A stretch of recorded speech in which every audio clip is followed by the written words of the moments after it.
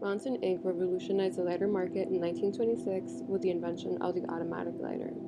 The company would go on to patent this creation and was met with high demand in the United States, and this invention would catapult the company to great success and allow them to grow almost exponentially. This immense success was credited to the company's founder, Louis V. Aronson. Aronson was a New Jersey native and inventor, and he had founded Ronson Inc. on 1898 in Newark, and the success of his business catapulted him to the spotlight in the city, making him a local figure.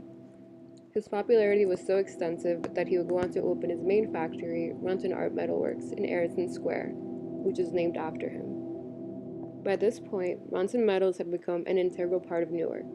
It had served as a beacon of pride and a symbol of industrial prowess in the city, and the company would go on to open an additional factory, this one in Manufacturer's Place in the Ironbound. Today, the factory Manufacturer's Place is synonymous with the spillage of hazardous recyclable rare earth metals, but this problem dates back decades. This photo, courtesy of the Newark Public Library, took place in 1984. It's of environmental specialists from New York's Department of Engineering and Office of Environmental Services that can be seen standing on where the spillage took place. This can be considered the first publicly known and photographed instance of Ronson's hazardous waste site. Years later, the Department of Environmental Protection would find this area to be highly toxic. After Ronson ceased operations in the factory, the DEP would file a deed restriction in 2002, designating the property for parking lot or industrial use. The DEP took this action because after having done groundwater testing, they found trichloroethylene or TCE contamination as high as 70,000 parts per billion, when the allowed amount was 1 part per billion.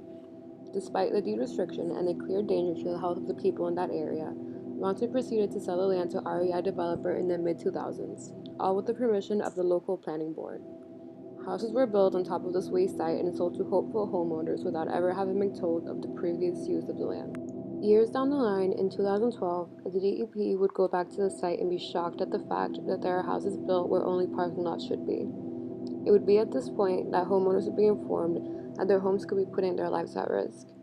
And since Ronson and REI developer refused to take ownership of the situation and finish cleaning up the mess they made, the DEP had to install PVC pipes in the affected homes to keep the TEC vapors from entering the households.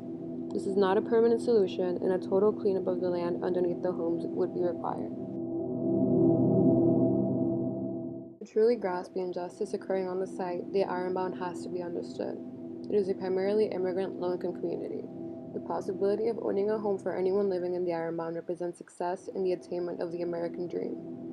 REI developer took advantage of that, and these residents were not protected by local or state authorities because of the assumption that people who are not white and affluent cannot fight back. Luckily, Ironbound residents have never subscribed to this stereotype and have long fought for their right to a healthier neighborhood.